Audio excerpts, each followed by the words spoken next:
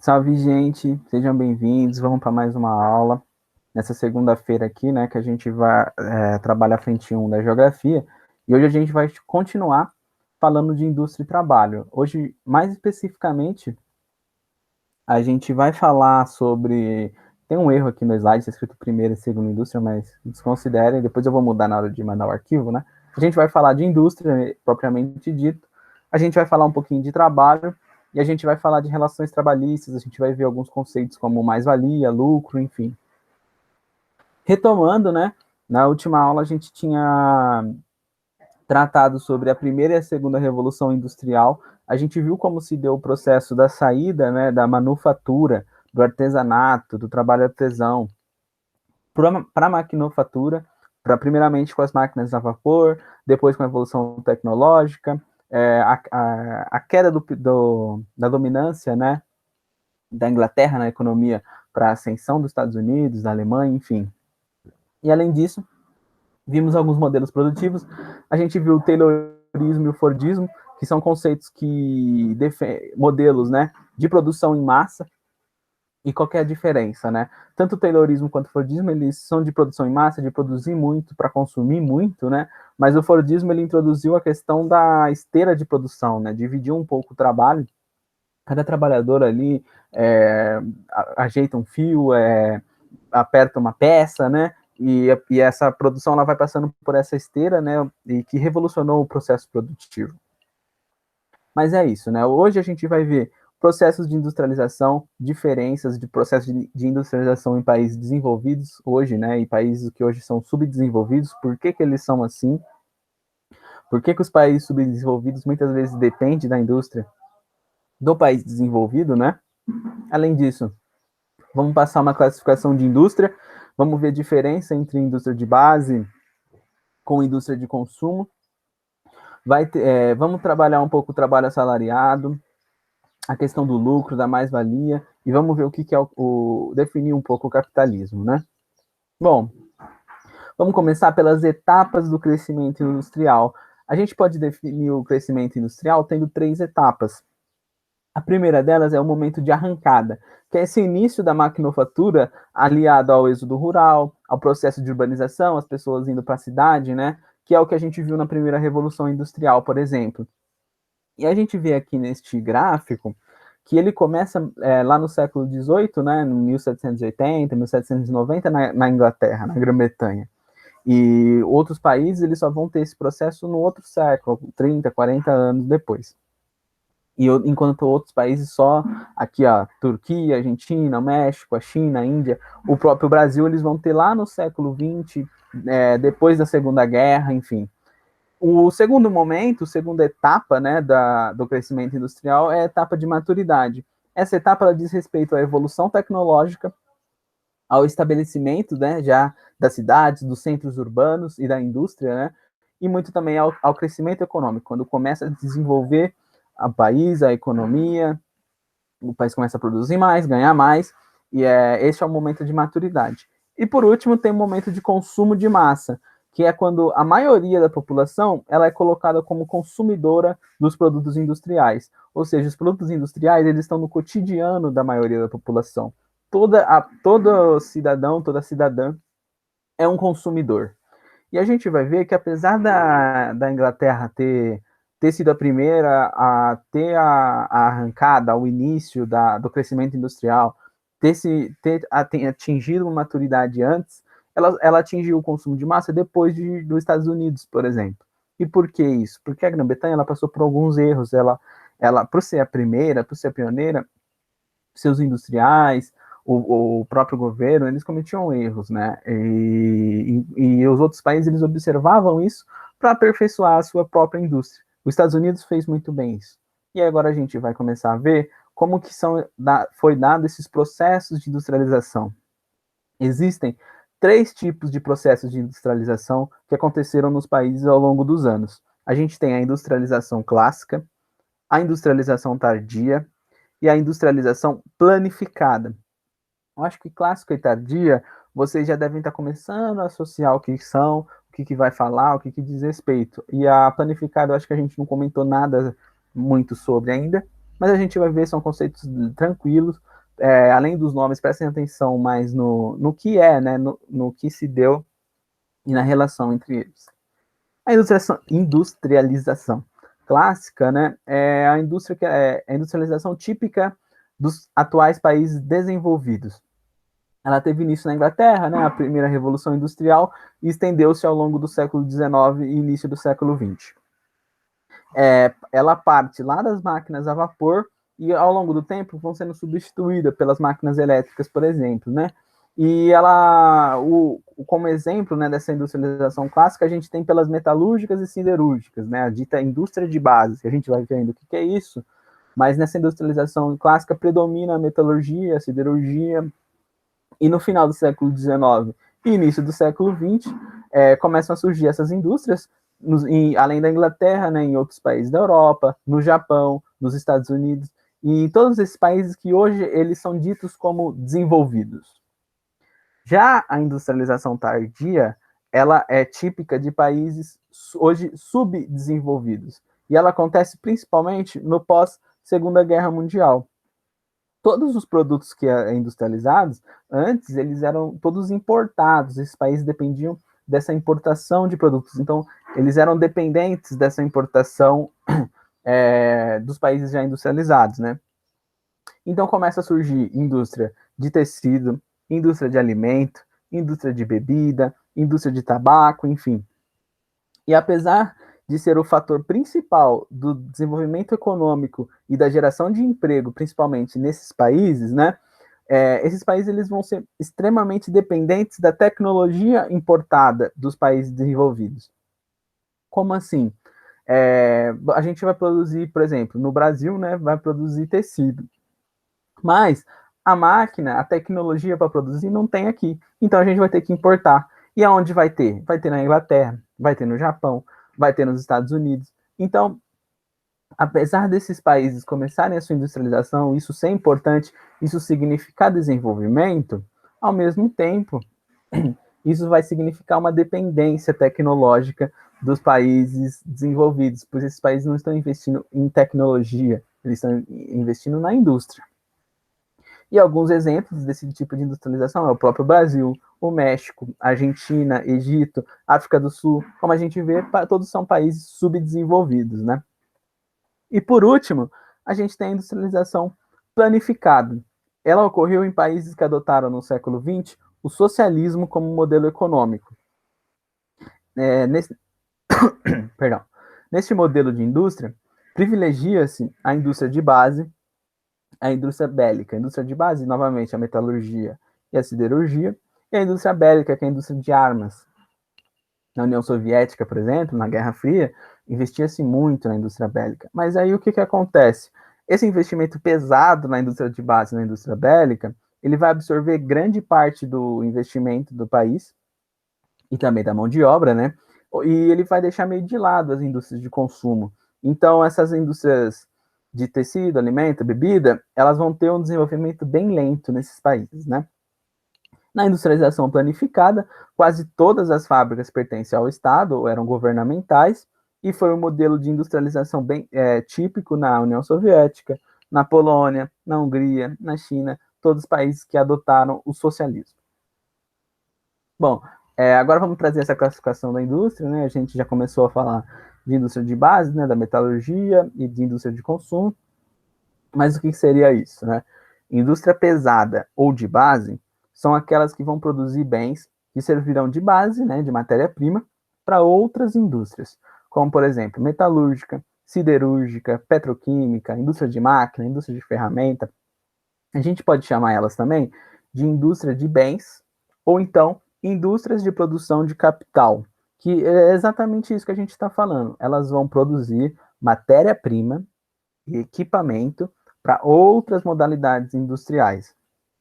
Elas são mais concentradas geograficamente e elas determinam a dependência ou não de um país em relação a outros locais. Se eu não tenho uma indústria de base no meu país, eu vou precisar eu vou depender de outro, certo? Então, essa indústria que determina um país ser dependente ou independente de outro, né, em determinado setor. E aí, dentro da indústria de bens, a gente tem indústria de bens indústria de bens, né, intermediários, que são os bens que auxiliam no processo produtivo de outros tipos da indústria, que são esses exemplos clássicos, né, a indústria do petróleo, da eletricidade, do cimento, de materiais de transporte, etc. A gente tem a indústria de transformação, que ela vai fornecer os recursos necessários para a indústria extrativista e para a indústria de construção. Aí a gente tem a própria indústria extrativista, que ela tornou-se atividade industrial em setores que têm atividade fundamental para o desenvolvimento, que é o exemplo da mineração. Ou seja, nessas indústrias agora, com a industrialização, a gente vai ter a extração de minas de ferro e de ouro, por exemplo, elas começam a ser altamente mecanizadas. E, além disso, tem a indústria de construção, que ela surge como uma necessidade, porque começa o processo de urbanização, né? Então, as cidades elas vão precisar de instalação de grande porte, como portos, toda cidade vai precisar de uma rodovia, né? Vai precisar de ponte. E, além disso, as casas e os edifícios. E agora, essa construção, né? Ela passa a ser realizada com máquinas, utilizando até a questão da parede pré-fabricada. Então, também essa aí é tido como indústria de bens, a indústria da construção. Agora, a indústria de consumo, ou também pode ser chamada de indústria leve, né? São aquelas que apresentam uma maior dispersão pelo espaço territorial, mas elas também costumam estar bem concentradas em grandes centros urbanos. Esse tipo de indústria, ele tem como objetivo produzir produtos acessíveis ao consumo da população. O próprio nome diz, né? Isso é um conceito até que simples. A indústria de consumo vai produzir o que a gente consome. E aí tem dois tipos de indústria de consumo. O consumo não durável, que vai produzir bens de consumo imediato ou de curto prazo, como, por exemplo, cigarro, bebida, vestuário, medicamento.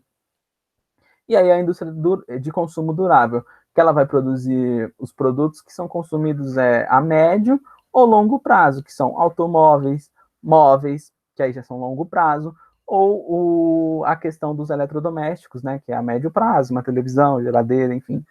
A indústria de consumo é isso. Mas agora, quais são os fatores de uma produção? O que eu preciso para produzir? Vou precisar de capital, obviamente. O que é o capital? O capital é o dinheiro, mas que dinheiro? É o dinheiro necessário para a instalação e investimento da fábrica, tanto para investimento quanto para reinvestimento, né, inovação. E esse capital ele pode ser particular, né, privado, ele pode ser público, estatal, ele pode vir de empresas nacionais ou ele pode vir muitas vezes de multinacionais. A gente precisa da mão de obra, que ela pode ser braçal ou especializada, e além disso, grandes centros urbanos oferecem uma vantagem por conta dessa abundância de mão de obra. Além disso, a gente vai ter energia, vai depender da energia, né? O desenvolvimento industrial de um país, ele está diretamente relacionado com a disponibilidade de energia, e a gente pode destacar, por exemplo, o uso do carvão mineral, do petróleo, do gás, da água, agora da energia solar, isso aí só para exemplo, né? E por último, a matéria-prima. Essa matéria-prima, ela vai ser transformada em produto e ela é a base do funcionamento de uma indústria. E o seu fornecimento, quando ele é em local próximo à indústria, isso representa uma vantagem também. Vocês não acham? Porque aí o que acontece? O custo do transporte, ele vai acarretar no aumento do preço final do produto. A gente viu que na Inglaterra as indústrias eram instaladas ao lado de minas de carvão. E exatamente por conta disso, por conta desse transporte dificultoso, desse transporte que vai representar um custo a mais e vai encarecer os produtos. Agora a gente vai ver o trabalho assalariado e a origem do lucro. O que acontece? Com a industrialização, a gente tem uma consolidação do capitalismo. E o que a gente vai observar? A divisão da sociedade em duas classes. Não é o primeiro momento que a sociedade é dividida assim. A gente já tinha, por exemplo, no feudalismo, as classes eram o senhor feudal e o servo. E agora no capitalismo, quais são as classes? A gente tem a burguesia, que são os detentores do meio de produção, são os donos, né? Os donos das fábricas. E a gente tem os proletários. Quem são os proletários? A classe trabalhadora, que ela vai depender desses meios de produção e ela vai vender a sua força de trabalho em troca de salário. Mas o que acontece? Todo o valor que eu produzo, tudo que eu produzo é meu salário? Não, né? Nem todo o valor produzido pelo trabalhador, ele vai ser recebido por ele. Uma parte desse trabalho que não é paga ao trabalhador, ela é transformada em lucro. E ela é denominada de mais-valia.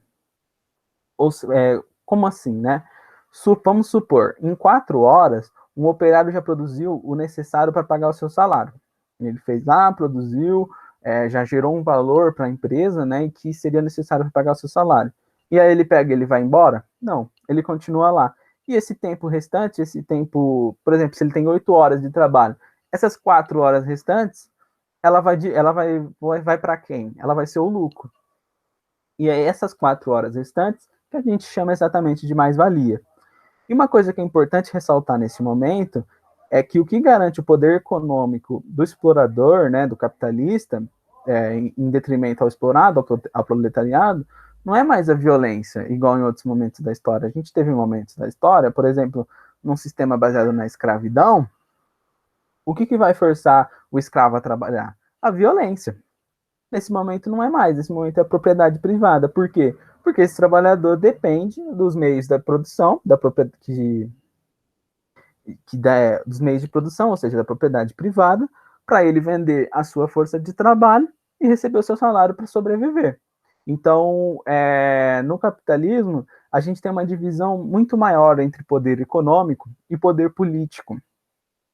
Porque o poder político, né, ele interfere logo na vida, às vezes ele também mexe na economia, né, mas o poder econômico ele tem muito mais autonomia agora, ou seja, esses poderes estão separados. Não é igual antes, como, por exemplo, uma monarquia absolutista, que o rei era a lei, que o rei que mandava, que o rei que ditava quem ia produzir, quem quer trabalhar, quem quer isso, quem quer aquilo. Não. Agora a gente tem dois tipos de poderes que são distintos, mas ao mesmo tempo eles caminham junto. E meio que um depende do outro, né? No capitalismo. Agora, essa questão da mais-valia, vamos trabalhar um pouco ela, né? Eu quero aumentar os meus lucros. Por exemplo, eu sou um proprietário e eu quero aumentar meus lucros porque eu quero inovação tecnológica, eu quero inovar, eu acho que a minha empresa não é muito parada, não está funcionando. E aí, o que eu vou fazer? Tem duas formas disso acontecer. A primeira é pela mais-valia absoluta e a segunda, a mais-valia relativa. A mais-valia absoluta é o seguinte: eu só vou conseguir aumentar o meu lucro se eu aumentar as horas trabalhadas do meu operário. Ou seja, esse tipo de estratégia levou os trabalhadores do século XIX a trabalhar mais de 10 horas por dia. Por quê? Se ele em 4 produz um valor, o valor que já paga o seu salário, eu vou fazer ele trabalhar 10 para eu ganhar mais, né? Ele vai ter 6 horas e não, ao invés de 8, eu aumento para 10, por exemplo. Então ele vai trabalhar 4 horas para receber o salário e 6 horas para dar o meu lucro. Mas o que acontece? Claramente isso não é eficiente. Primeiro, a gente tem 24 horas no dia só. Então já é um limite para esse aumento. Não tem como eu ficar aumentando carga horária, carga horária, carga horária. É impossível. É humanamente impossível. Além disso, ninguém vai querer trabalhar 24 horas por dia, né, gente? Ainda mais que, por exemplo, nesse contexto do século XIX, não tinha segurança, não tinha nada numa empresa, né? Então, tinha muito acidente de trabalho, então não tinha direito trabalhista, né? Então isso ia gerar uma revolta, e isso gerou uma revolta. Os trabalhadores não aceitaram isso, se organizaram para reivindicar a redução das jornadas, né? Agora, a outra forma, muito mais inteligente, e que proporcionou todo esse avanço tecnológico, todo esse avanço da indústria, a primeira, a segunda, a terceira, hoje a gente já está na quarta revolução industrial, é a mais-valia relativa. Ao invés de aumentar as horas de trabalho, eu vou aumentar a produtividade. E como que eu vou fazer isso também? Isso também é importante. É só eu falar para o trabalhador trabalhar ir mais depressa, igual tá na Charlie aí? Não, né, gente? eu vou precisar de uma inovação tecnológica, eu vou precisar de máquinas que fazem o serviço mais rápido, né? E por quê? Dessa forma, o que antes ele precisava de 4 horas para ser produzido, agora em 1 hora só ele produz. Ou seja, o trabalhador produz riqueza em muito menos tempo. Dessa forma, em teoria, a jornada de trabalho poderia diminuir, o salário podia aumentar e ainda assim aumentar os lucros. É o que a gente vê acontecer? É o que acontece? Não, não necessariamente. Mas essa relação inovação tecnológica, produtividade e lucro é importantíssima. Quanto maior a produtividade, maior vai ser meu lucro. Ou seja, isso demonstrou como a produtividade é um fator determinante para o desenvolvimento dessa economia capitalista. Cada empresa que atua no capitalismo, ela busca aumentar a sua produtividade e garantir os seus lucros. E ela vai fazer isso principalmente com essa questão da inovação tecnológica. E por que ela vai buscar aumentar seus lucros, né? Cada vez mais e mais e mais. Também para pagar os seus acionistas, pagar seus donos, né? Pegar o dinheiro dos donos, os gerentes, mas também para reinvestir o capital. Isso é fundamental para a manutenção do capitalismo, esse reinvestimento. Eu vou ganhar muito e eu vou investir muito para ganhar cada vez mais. Esse é o básico do capitalismo. O sistema capitalista, ele é, portanto, uma economia de mercado. E aqui no mercado, não é o mercado que a gente vai lá e faz a feira. Não. Mercado é o nome dado ao conjunto das relações econômicas gerais entre compradores e vendedores. E só para fechar essa nossa ideia sobre o sistema econômico, a gente vai lembrar que o capitalismo significa um sistema baseado no capital. E o que significa capital? Capital é dinheiro? Não deixa de ser. Mas que dinheiro, né? Capital é uma riqueza produzida que será investida para gerar cada vez mais riqueza. Essa é a definição de capital. E bom, gente, o que eu tinha para passar é isso. Vai ter exercício, vai ter resumo, como sempre, né? E uma coisa que eu queria discutir com vocês é o seguinte: semana que vem, dia 12, é feriado, então eu não vou gravar aula, a gente não vai ter aula. Mas, se vocês quiserem, a gente pode fazer um plantão, a gente marca um horário e eu me disponho a fazer esse plantão, discutir uns exercícios, enfim, uma coisa rápida, mais ou menos cerca de 1 hora. Mas isso é se vocês quiserem. Então, eu vou deixar um formulário, vocês respondam. Se vocês têm interesse, a gente vai tratar principalmente de climatologia e um pouco aqui da Revolução Industrial. Mas respondam, né? Respondam se vocês têm interesse, respondam a hora que vocês podem, para a gente poder marcar, se vocês quiserem, né? Obviamente, para a gente poder marcar essa discussão. Mas era isso, muito obrigado. Leiam com calma, façam os exercícios, qualquer dúvida, novamente, estou à disposição. E é isso, bom estudo para todo mundo, valeu pela atenção.